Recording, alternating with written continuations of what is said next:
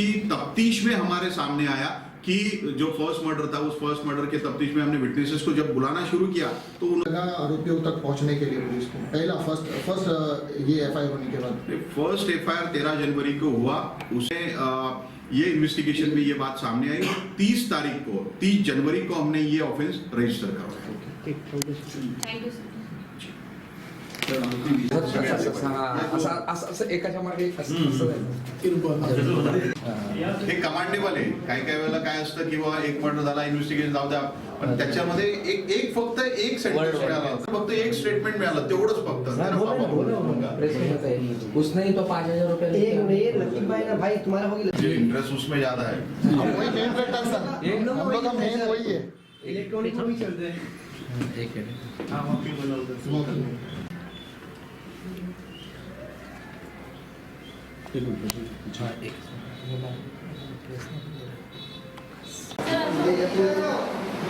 थोड़ा पीछे आ जाना डायरेक्टर, चला गया ना।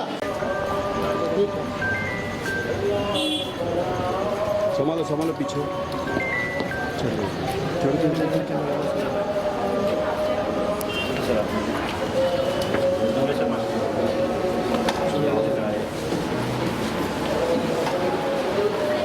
क्या मैसेज लगे थे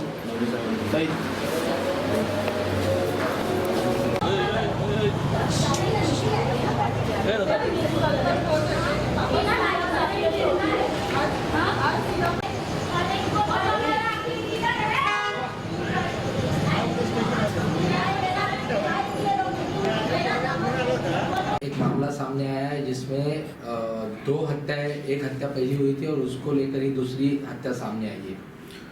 13 जनवरी को शिवाजीनगर पुलिस स्टेशन में एक मर्डर का ऑफेंस रजिस्टर हुआ था, जिसमें हमने 3 एक्यूज को अरेस्ट किया था। उसके इन्वेस्टिगेशन में हमारे जो इन्वेस्टिगेशन ऑफिसर है पीआई गावशे थे, इनको एक इंफॉर्मेशन मिली कि इसमें एक और जो व्यक्ति है वो शिवाजीनगर एरिया से लापता हुआ है और शायद उसका भी मर्डर हुआ होगा।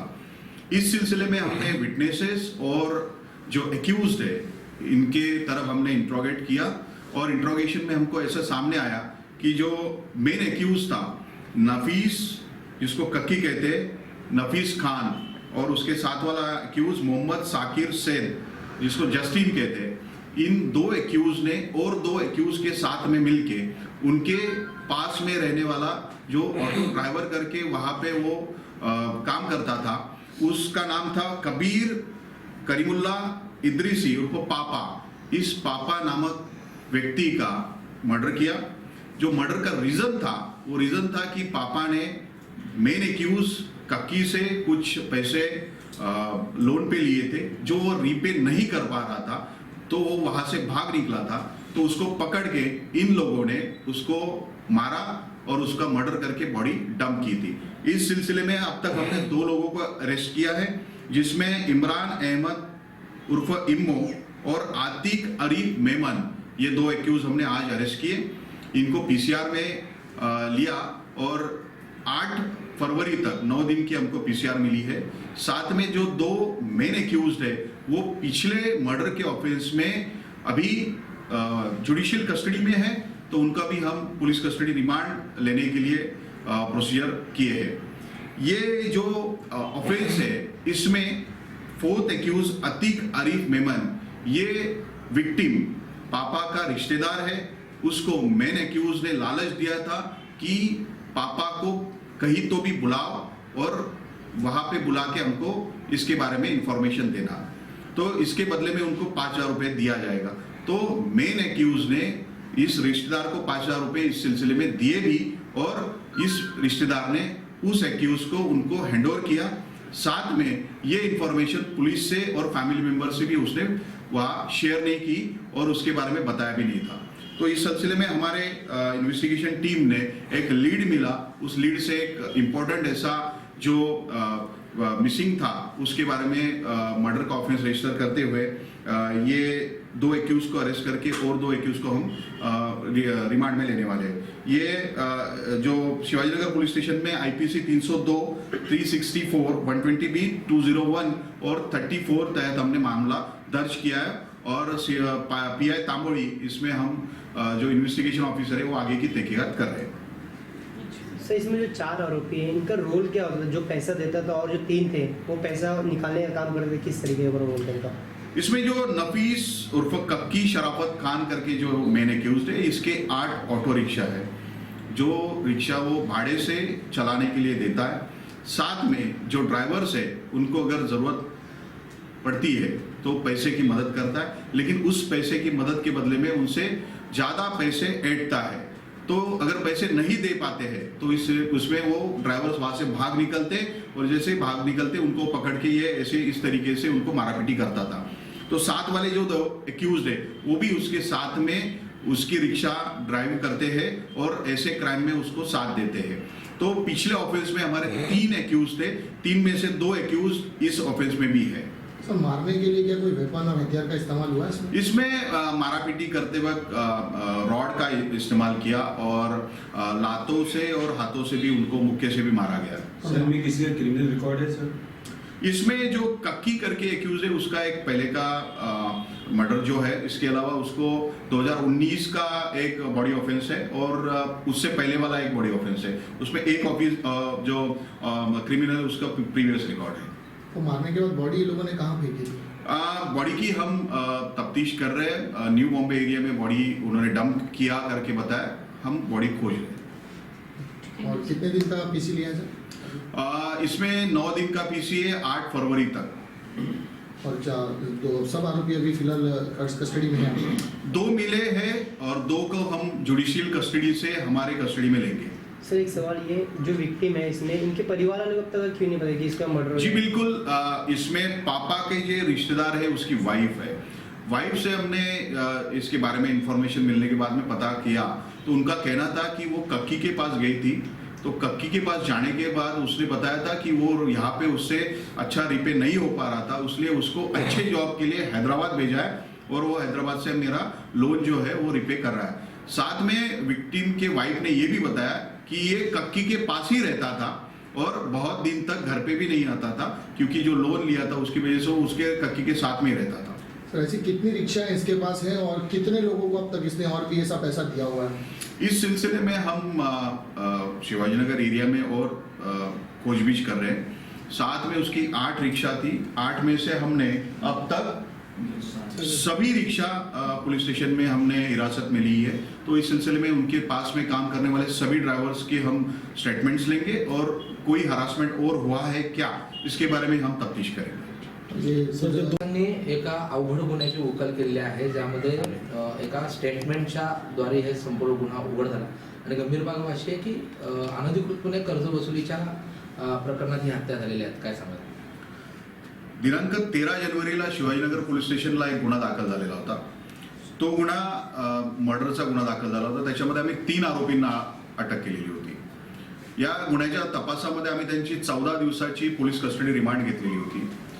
या चौकशी दरम्यान तसेच त्या गुन्ह्याच्या साक्षीदारांकडे आम्ही केलेल्या चौकशी दरम्यान आमच्या असं लक्षात आलं की आणखी एक व्यक्ती ही शिवाजीनगर परिसरातनं मिळून येत नाहीये.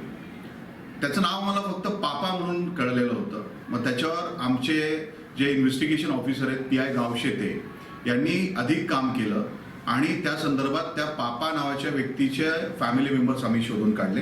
त्याचं पूर्ण नाव कबीर करीमुल्ला इद्रिसी उर्फ पापा असलं आमच्या लक्षात आलं. त्याच्या नातेवाईकांना ज्यावेळेला आम्ही विचारणा केली त्यावेळेला त्यांनी आम्हाला असं सांगितलं की हा पापा त्या पहिल्या गुन्ह्यातला जो मुख्य आरोपी होता ज्याचं नाव नफीस उर्फ कक्की शराफत खान म्हणून आहे, याच्याकडे रिक्षा भाड्याने चालवायचं काम करायचा आणि नोव्हेंबर महिन्यापासून तो कामानिमित्ताने हैदराबादला त्याला पाठवून दिलं असं मुख्य आरोपिताने या ज्या विक्टीम आहे विक्टीमच्या फॅमिली मेंबर्सला सांगितलेलं होतं. याबाबत आम्ही अधिक तपास केल्यानंतर आमच्या असं लक्षात आलं की यामध्ये 4 आरोपितांनी त्या पापा नावाच्या इस्माला कर्ज घेतलं होतं आणि त्या कर्जाची परतफेड करत नाही म्हणून त्याला अपहरण करून त्याचा जीवे ठार मारलं आणि त्याची बॉडी ही खाडीमध्ये डंप केलेली. तर याबाबत आम्ही तो IPC सेक्शन 302, 364, 120 ब, 201 आणि 34 या सेक्शन अंतर्गत शिवाजीनगरला पोलीस स्टेशनला आम्ही हा गुन्हा दाखल केला. 4 आरोपितांच्या विरोधात गुन्हा दाखल केला. त्याच्यामध्ये मुख्य आरोपी आमचे नफीस उर्फ कक्की शराफत खान हा रिक्षा मालक आहे, जो कर्ज वाटप करायचा आणि त्यातनं हा प्रकार घडून आणलेला होता. दुसरा आरोपी हा मोहम्मद साकीर सैद उर्फ जस्टिन आहे. तिसरा आरोपी इम्रान अहमद उर्फ इम्मो शब्बीर अहमद खान आणि चौथा आतिक आरिफ मेमन हा आरोपी आहे. या 4 आरोपितांपैकी तिघांनी याला मारहाण करून त्याची बॉडी ची विल्हेवाट लावली होती. चौथा आरोपी जो आहे आतिक आरिफ मेमन हा आरोपी या मयताचा रिलेटिव्ह आहे. मयताच्या वाईफचा जो मयताच्या वाईफ जी आहे तिचा तो ब्रदर इन लॉ आहे. आणि याचा रोल यामध्ये असा आहे की मुख्य आरोपिताने याला सांगितलं की हा बऱ्याच दिवसापासून दिसत नाहीये, माझ्याकडनं कर्ज घेतलं होतं आणि कर्जाची परतफेड करत नाहीये, तू त्याला बोलवून घे एका ठिकाणी आणि जर तू त्याला बोलवून घेतलं तर मी तुला 5,000 रुपये देईन. आणि त्या पैशाच्या आमिषाने या रिलेटिव्ह आतिक आरिफ मेमन याने त्या मयताला बोलवून घेतलं आणि या मुख्य 3 आरोपितांच्या स्वाधीन केलं आणि नंतर त्याचा मर्डर झाला. याबाबत त्याला माहिती असताना देखील ही माहिती त्याने पोलिसांपासून लपवून ठेवली आणि या कटात तो सहभागी होता, म्हणून आम्ही त्याला देखील आरोपी केलंय. असे 4 आरोपी आहेत. यातले जे शेवटचे 2 आरोपी आहेत यांचा आज आम्ही पोलीस कस्टडी रिमांडसाठी माननीय न्यायालयासमोर उभं केलं आणि 8 तारखेपर्यंत अशी 9 दिवसाची आम्हाला त्यांची PCR मिळालेली आहे. उर्वरित जे 2 आरोपी आहे ते पहिलेच्या मर्डरच्या गुन्ह्यामध्ये ज्युडिशियल कस्टडीमध्ये आहेत, तर त्यांचा आम्ही ताबा घेण्यासंदर्भातली प्रोसेस सुरू केलेली आहे. सर, एकूण ही दोन्ही हत्या ज्या आहेत त्या अनधिकृत सावकारी याच उद्देशाने झालेल्या आहेत का? यात पहिली हत्या यातला जो विक्टीम होता तो आणि या हत्येमधला विक्टीम हे दोघंही विक्टीम हे मुख्य आरोपीत कक्की याच्याकडे रिक्षा ड्रायव्हर म्हणून कामाला होते. रिक्षा ड्रायव्हर म्हणून काम करत असताना ते गरजेनुरूप त्याच्याकडनं पैसे घेत होते आणि घेतलेल्या पैशांना परतफेड करण्यासाठी त्यांना ते रिक्षा भाड्याने चालवायला द्यायचे आणि त्या बदल्यात त्यांना डेली सर्टन अमाऊंट ही कक्कीला परत करायची असायची.